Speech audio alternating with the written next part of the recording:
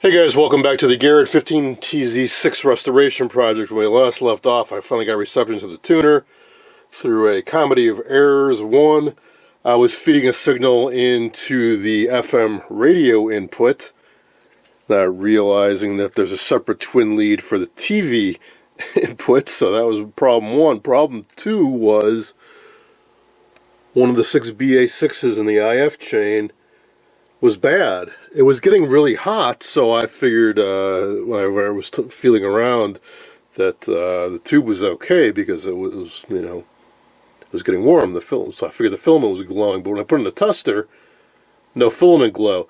It had lost its vacuum, but the filament was still intact, and it would just get really hot, but obviously not work anymore.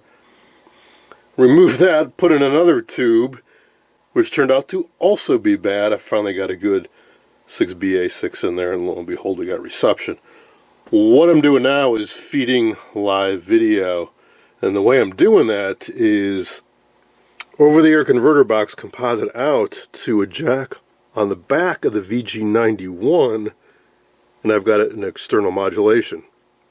It's a neat thing these can do. So if I want to see the switch between test patterns and live video, I don't have to change any connections with the set. I just have to feed in a signal. As part of my rearranging my workshop, I'm going to permanently affix this somewhere up in that area so I can do this more regularly.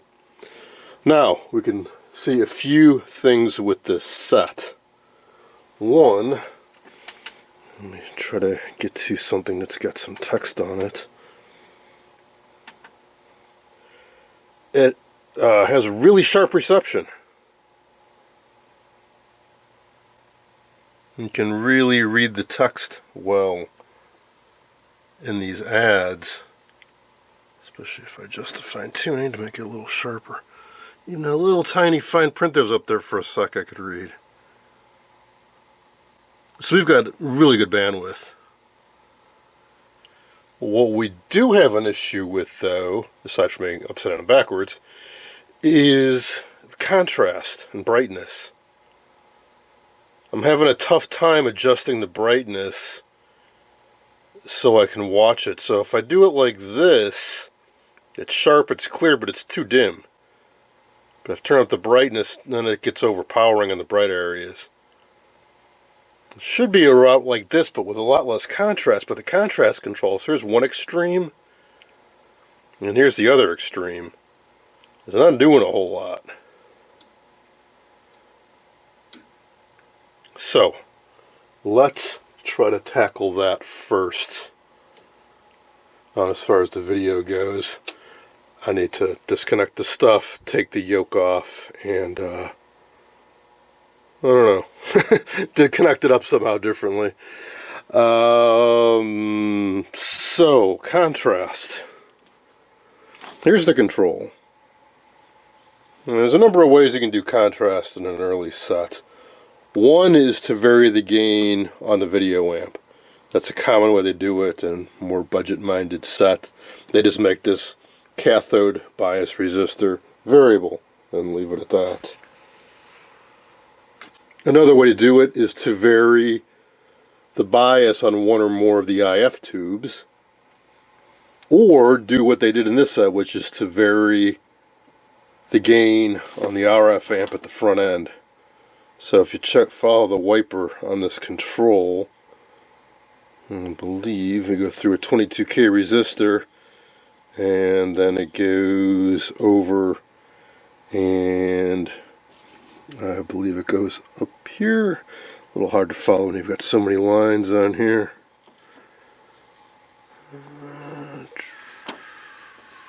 Yeah, it's going over to this, which in effect goes to the grids on the 6J6 balanced RF amp. So, is that really all it's doing? Also goes off this way, but that goes to the detector, so I think that's actually, I think this is feeding it. I think that's, so yeah, so the 6AL5, it's a combination video detector and AGC, so this is they're picking off a signal here that's going to be relative to the strength of the incoming signal, and they're feeding that back. You can vary the level, and it's going to the RF front end. So that's the only place we can vary the gain. There's not a whole lot I can check on that. I can make sure this control is good. Make sure these resistors are okay. There's not a whole lot to it. I can't dig into the tuner very easily if there's a problem with the biasing up here. But we need to do something with that, because that's not going to cut it. Now, another possibility is that the voltages in the CRT are off a bit, like shifted. So there could be something with the brightness where the kind of the range, the bias is off a bit, or the DC restoration circuit, I should say, too. So there could be a few things. We can check the voltages on this and see what we get.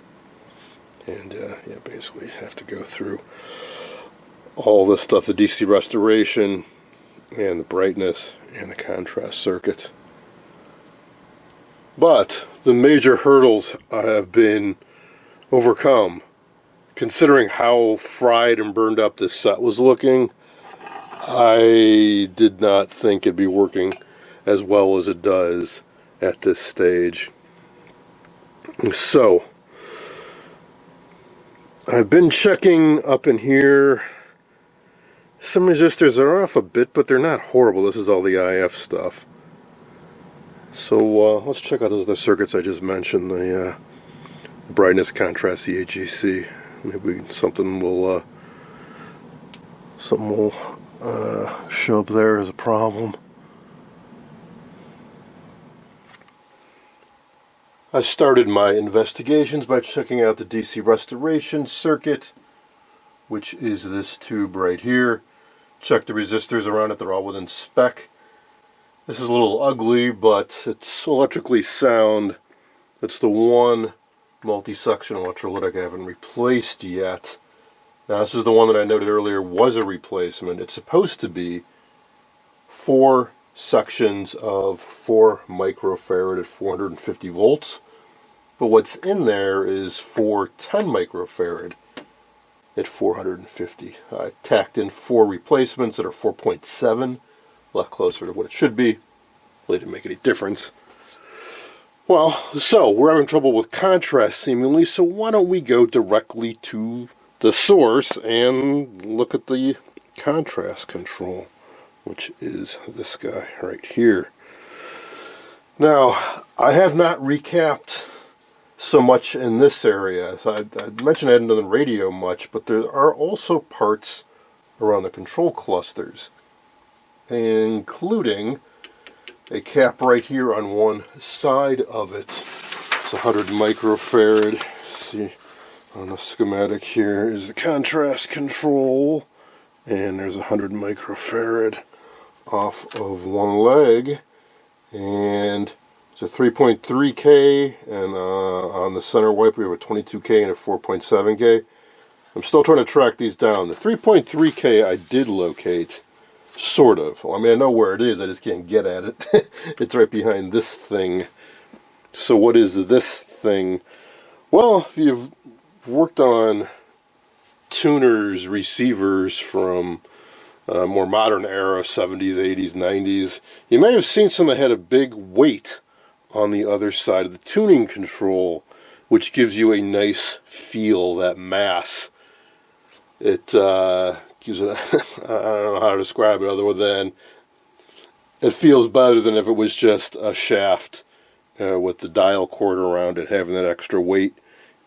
Makes it feel like, it gives it a smoother action. Reduces the lashing, which would be like if there's slack on the line when you go from one direction to the other. This is just cast pot metal that's just smashed onto a knurled shaft. Well, there's parts on the other side of it. There's a 3.3K that I'd like to check, and then that 100 microfarad cap. I do not want to mess with this in any way, shape, or form if I don't have to. Got the dial cord on one side of this shaft wrapped around about 5 times. And then, of course, we have this weight on the other side. So we just got to work around it. At least I believe I can measure that 3.3K in circuit and see what we get. It's still no walk in the park. It's still a little tricky. I believe it goes to this end of this terminal strip that's buried back here, and the other goes to this end of the pot. And supposed to be 3.3K. It's 0.3K. It's 1/10 of what it should be. Now that's in circuit, which may be affected by other parts. And let's measure the actual across the control itself. And 86 ohms. That's odd. It's supposed to be 5K.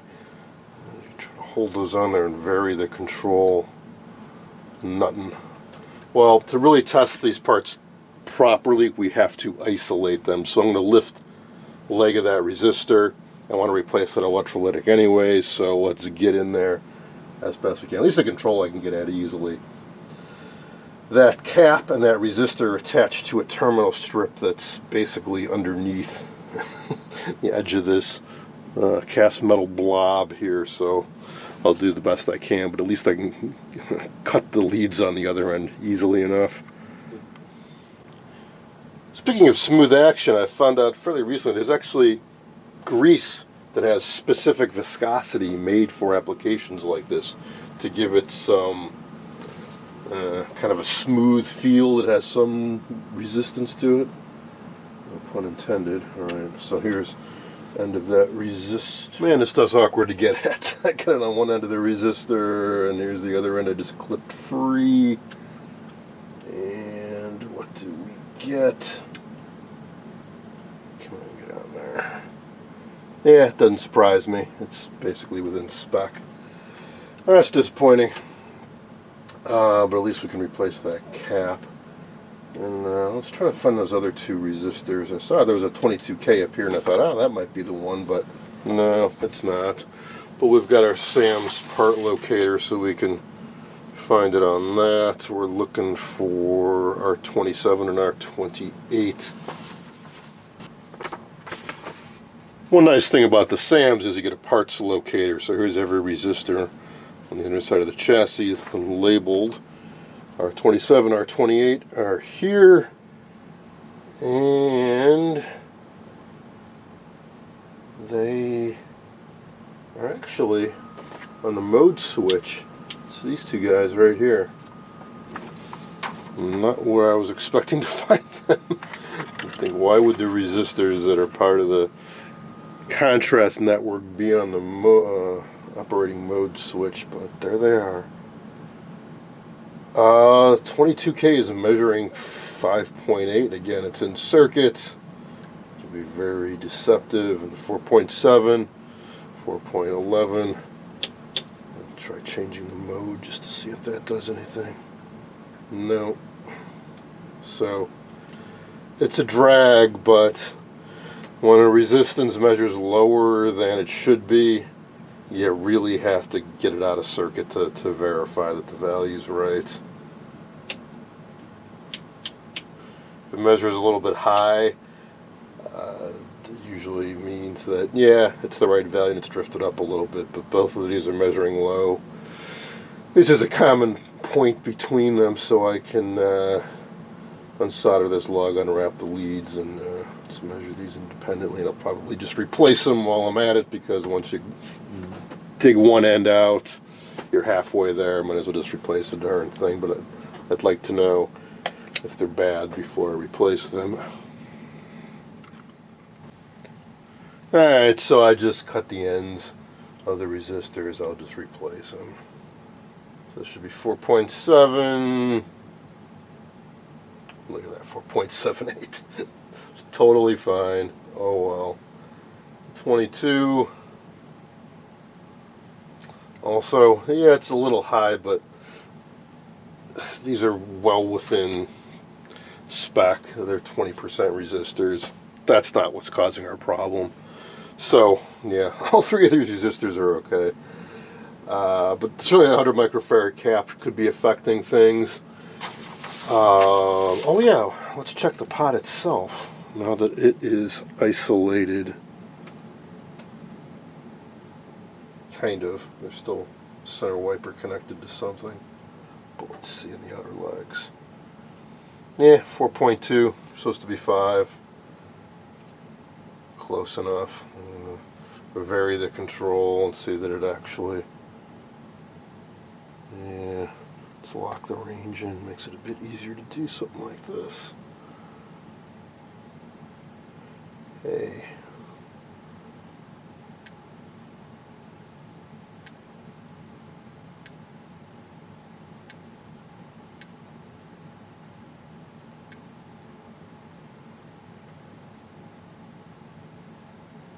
So we're down to 0. And a little jumpy. Might be a little dirty. Oh, wait a minute.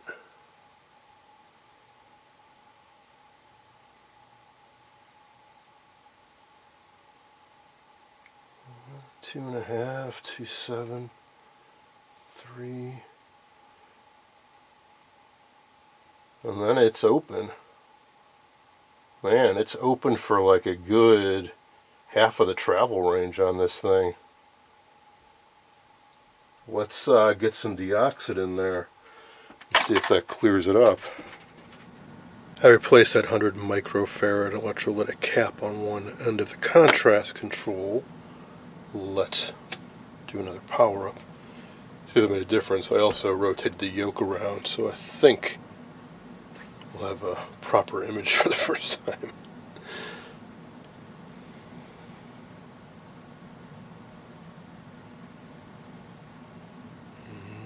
It's having some trouble syncing. There we go. Hey, it's right side up. Okay, so usual issue, it's too bright. There we go. So let's see, turn the brightness down. So there's that issue with the contrast being kind of harsh. It looks better already, to be honest. And let's see a contrast. Hey, the contrast control does something now. So if it's too weak, we lose everything. And as I increase the gain, locks, and it's not harsh. And if I keep going up too high, then yeah, things get bad. But tone it down, turn the brightness up a bit. Haha. Yeah, I know it's boring, but the reality is it's usually a cap. Much better. Vertical is a little wobbly with the sync. Let's see, tweak the fine tuning a little bit. Ooh.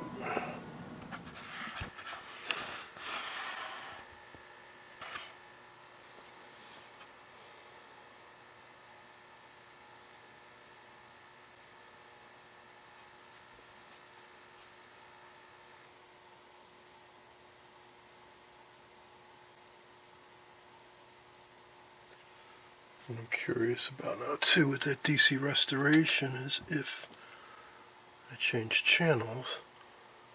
This is much more modern color programming, and then black to black and white.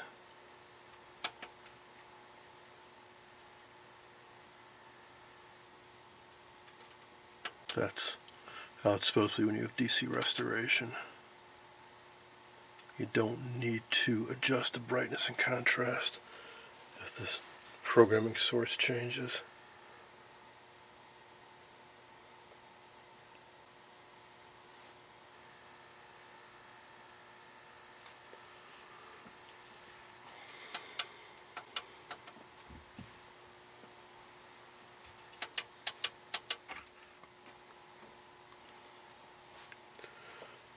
Now I'm really curious to see what it would look like with the actual proper picture tube. Well, since the 15AP4s are working right now, I can dig up something else. I got a 16 and a 12-inch around here somewhere.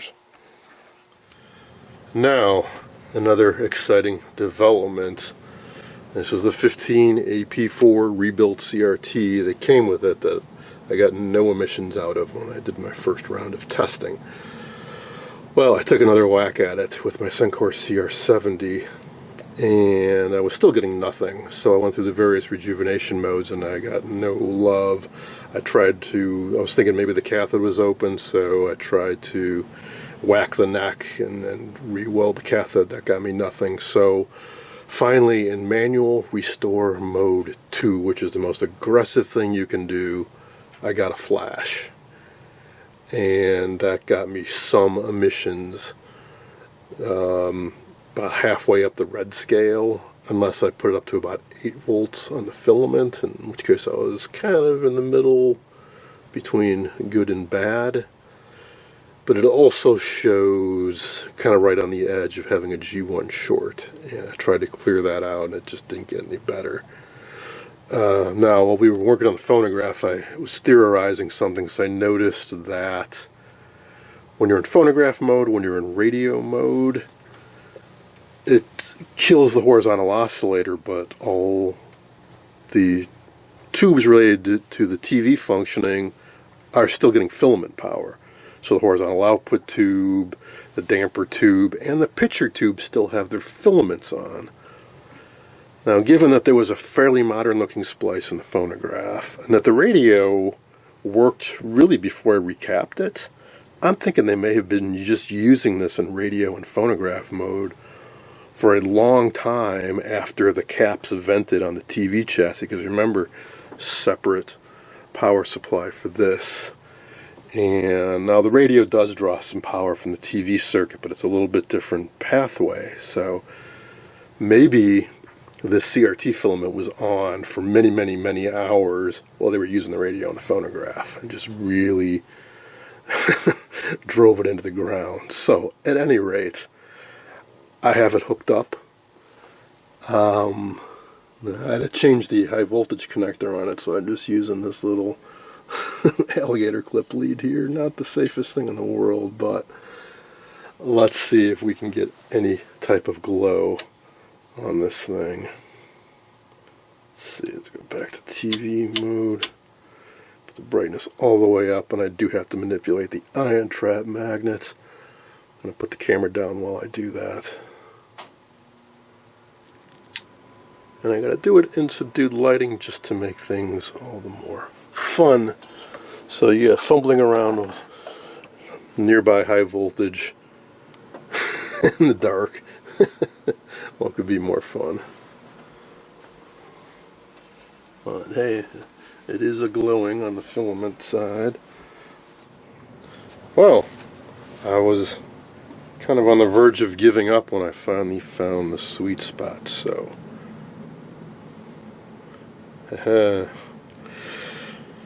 however, this thing is extremely worn out. So if I start going up higher with the brightness, it's that crazy effect that starts happening. And if I keep going up higher with the brightness, that is one very tired CRT. It does the same thing if I manipulate the contrast, or a similar thing. I also have the lights really turned down in the workshop. So, now this is without a brightener. Let's pop the brightener on that was on this thing when I picked it up. But yeah, hey, there you go. It is not dead. Alright, now a test with a brightener. I have a bunch of my own, but that's the one that actually came with it. I reinstalled.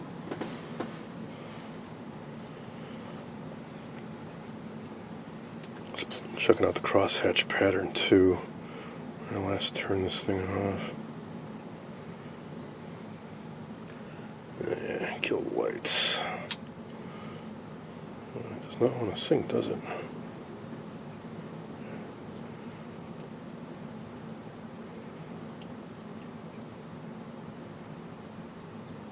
Some pretty bad fold over there. Yeah, let's go back to some video.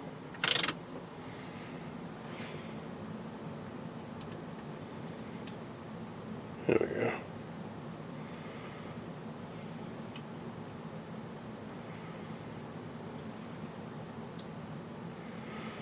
Okay, it sounds like I can go a little bit higher with... Yeah, I can definitely go higher with the brightness now. But, of course, I'm running the CRT filament at like 8 volts instead of 6.3. Not something I'm crazy about doing. The ion trap magnet's kind of obscuring it, so you can't quite see how bright it is. But in this case, I mean, what do we really have to lose?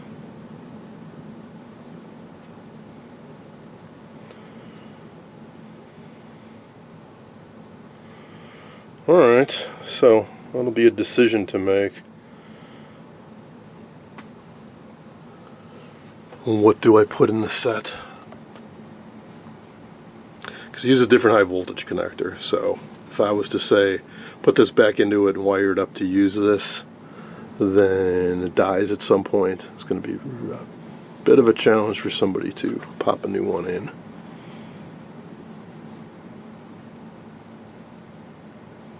Well, I'll save that decision for another day.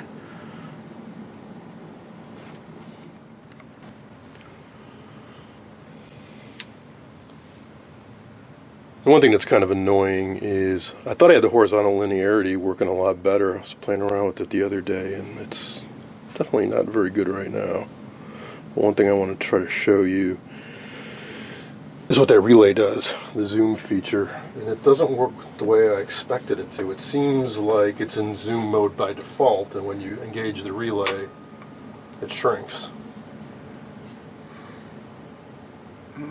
So maybe because they were promoting it as being a big screen TV, they wanted it to fill the screen by default. And if you wanted to see the score of the game or whatever's in the corner of the image or whatever, but also that tends to happen. You collapse it? Yeah, and actually the image is wider now, isn't it, than it was. Isn't it going farther over to the right? I think those relay contacts are... No, I think it's staying... Oh, you mean when it's from shrunk to... No, when it goes back maybe it's just the angle on that. Yeah. Because I had trouble before when I was playing around with this relay where the high voltage would just die. It was doing this kind of shit. See how wide it is now? Mm-hmm. So I think we've got some really bad relay contacts or something.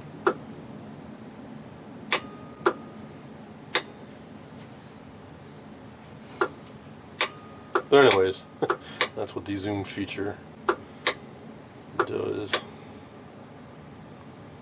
Every set I've seen that had this zoom feature, it was when you engaged it, it zoomed. This is doing the opposite. Maybe somebody changed it. I don't know. I'll have to look. The service info isn't that great. I'll have to try to trace it out and see. Is it supposed to be in zoom by default? I don't know, but at least it does something.